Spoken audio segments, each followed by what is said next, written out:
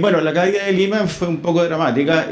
Cuando una institución que tiene más de 150 años quiebra, siempre es importante. Esta ha sido la quiebra más grande en la historia de Estados Unidos, incluso hasta el día de hoy.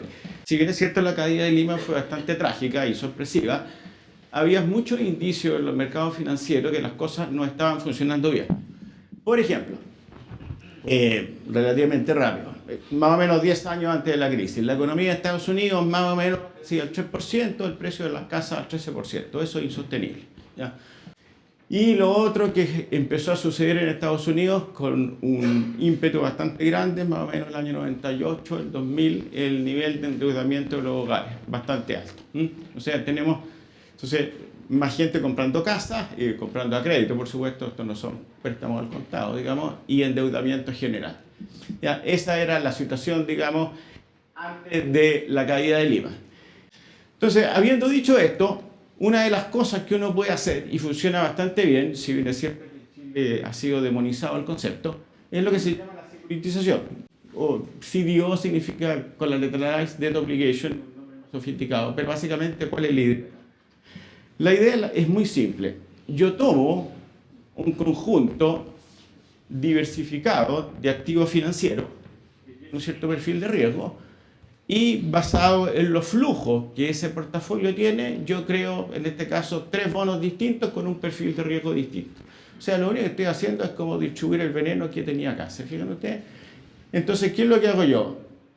Si tengo un bono con un perfil de riesgo B, single B, lo puedo distribuir y crear ¿qué cosa? Crear un bono que es muy seguro, uno que es más o menos y uno que es bastante riesgoso. ¿Ya? Esto se puede hacer, se ha hecho y funciona bien. ¿Ya? ¿Cuál es el problema? Si yo creo que la probabilidad de default de lo que tengo acá es un 10%, pero resulta que era un 50%, evidentemente que esto no funciona. ¿Ya? Pero no es el concepto, sino que es simplemente el análisis del riesgo o el diagnóstico que yo hice al mirar este portafolio. Lo mismo si al estructurar los pasivos o las liabilities que tengo en el lado derecho no lo hago bien, los perfiles de riesgo van a ser lo que yo pensaba. Entonces, esto es lo que se llama una securitización y lo que sucede es que de la manera que funciona es que los flujos que generan el portafolio en el lado izquierdo se ocupan primero para pagar al bono senior, lo que sobra a este y lo que sobra a este. O sea, se distribuyen los flujos de forma secuencial. Es decir, que si yo tengo un default acá, el impacto primero lo recibe el inversionista de más abajo, y etcétera, etcétera. El inversionista de más arriba está protegido. Este es un instrumento financiero que los reguladores le cargan. Se llama el Credit Default Swap. Ahora, el Credit Default Swap es como un seguro, pero tiene una diferencia que es sutil y que no es como un seguro, que lo hace muy atractivo. Supongamos que hay una entidad que pudiera entrar en cesación de pago, el default.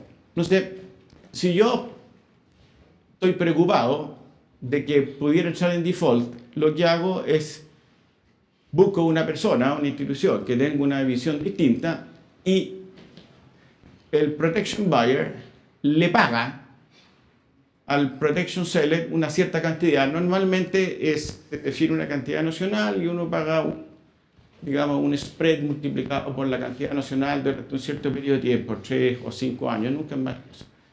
Por ejemplo, en el caso de Chile, el Credit Default Swap de Chile más o menos como 120 basis points, ya el de Argentina es un poco más alto.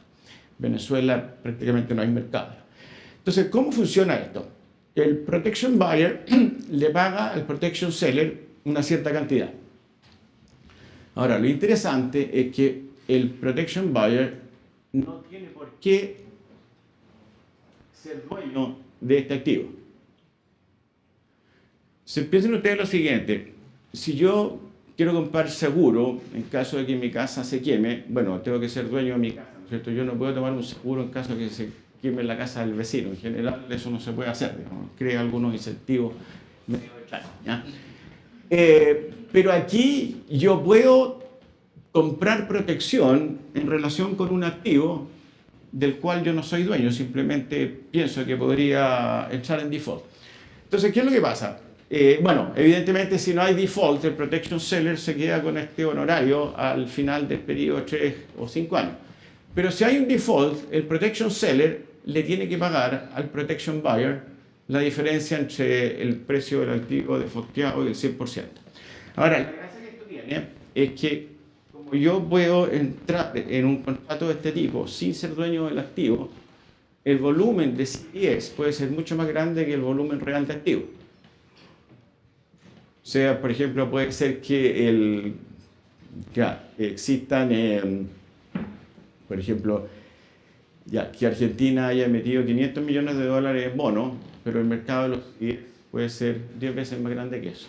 No hay ninguna correlación entre el activo físico, por así decirlo, y este mercado. Entonces, con esto yo puedo comprar protección, digamos. Ya. Aquí tenemos esta pareja que toma un préstamo con un banco y el banco toma este préstamo, lo mete, el banco se queda con el préstamo por un tiempo corto, lo pone en una securitización, de aquí sale otro bono, ese bono va y lo ponemos en otra securitización, sale otro bono, y a lo mejor una compañía de seguros compra este bono de más abajo, un hedge fund, o sea, un fondo de inversión especulativo, entra en unos contratos tipo CDS en caso de que la mortgage de este préstamo caiga en default, es decir, todo este asunto se expande, digamos, y todo esto con apalancamiento bastante grande. Entonces, ¿qué se produce cuando se produce el default aquí? No es el banco, sino que se extiende esto bastante más, digamos, a lo largo del sistema financiero.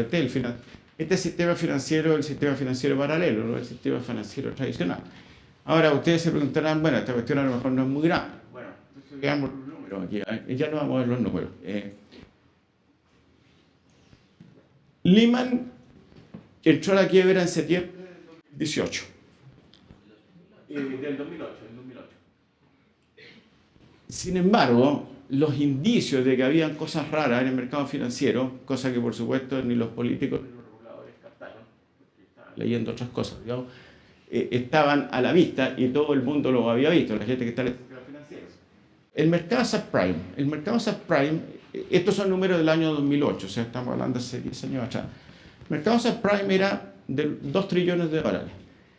Este número es bastante grande, era más o menos el mismo tamaño del mercado de bonos municipales, más o menos el mismo tamaño del mercado de leverage loan, o sea, los préstamos bancarios, y un poco más chico nomás que el mercado de los bonos en Estados Unidos. O sea, este tamaño, 2 trillones, comparativamente es un número bastante grande. Ahora, insisto yo, o sea, estos números que yo les estoy mostrando acá eran números públicos que la gente del sistema financiero los conocía y los manejaba. Entonces, en síntesis, ¿cuál era el esquema en forma resumida de toda esta dinámica? ¿Ya? Una institución le da un préstamo a alguien que quería comprar una casa. Ninja, ustedes saben lo que significa seguramente, ¿no es cierto? ¿No? Ninja significa no income, no job, no assets. Es decir, una persona que básicamente no debería tener ningún acceso a crédito, se le otorga un préstamo, ¿no es cierto? Entonces la institución le da el préstamo, pero en el fondo da lo mismo, porque yo no me voy a quedar con el préstamo, sino que en 3 semanas más se lo voy a encajar a un fideicomiso y ganarme un origination fee, que es como el 1% del valor del préstamo, y con esto yo armo una securitización. Entonces, después viene la resecuritización, después se produce el default en el préstamo y esta cuestión se extiende, vienen los default masivos y se producen los problemas de liquidez y todo lo que sabemos. Esto lo puse en rojo aquí y lo voy a volver atrás acá porque esto fue un elemento bien importante de la crisis que magnificó todo. Cuando estos activos sintéticos se les baja la calificación y el hecho que estén distribuidos y sobre todo a través de estos CDS, que son mucho más en términos nacionales que el tamaño real del mercado de los activos físicos, esta cuestión se expande de una manera insospechada. Bueno, y aquí viene, ¿no es cierto?, ya todo lo que seguramente los panelistas van a hablar en algún momento. Se produce, se acaba la liquidez, digamos, hay varias instituciones que van a la quiebra y los bancos centrales entran en unas políticas un poco alternativas, digamos. Bueno, antes de la crisis existía esto del too big to fail, que en realidad es más o menos irrelevante. Lo que es importante es el too interconnected to fail. Si ustedes piensan, por ejemplo, el mercado de Luxemburgo, un mercado muy chiquitito, Sin embargo, la cantidad de transacciones que van a través de Luxemburgo son extraordinarias. O sea, si pasara algo en Luxemburgo, sería un desastre para el sistema financiero mundial. Y esto es más peligroso, es el too big to be rescued, ¿ya? O sea, si un país como España o Italia tuvieran problemas serios, ahí no hay nada que se pueda hacer, digamos, ¿ya? Entonces, ¿dónde estamos hoy día? Bueno, a ver. Es peligroso hacer predicciones, ¿no? Esta es la primera lección que uno aprende de esto, digamos, ¿ya? El señor de la izquierda, yo creo que es más o menos conocido, todos ustedes lo deben ubicar, digamos. El de la derecha no tanto, pero ya vamos a ver en un segundo. Si ustedes van al sitio web del Financial Times, es bien interesante, hay un video en que Gillian Tett entrevista y conversa con Chris, y lo pueden ver, digamos, lo subieron hace como una semana, y confiesa que en realidad su puesto de la racionalidad en realidad estaba completamente equivocado. Y es interesante verlo, se lo recomiendo, pero se lo pueden ver. Ahora, esto es más interesante. Este señor no es tan conocido, a pesar de que estuvo en Chile un par de años atrás. Francis Fukuyama. Sería un poco miope pensar que la crisis subprime, evidentemente la crisis subprime, la caída de Lehman y todo esto tuvo una implicancia bastante violenta en términos del mercado financiero y económico, pero sería un poco miope quedarse en eso. O sea, yo creo que implicaciones mucho más severas y más violentas. Francis Fukuyama escribió un artículo y después este libro, que ustedes lo pueden ver ahí.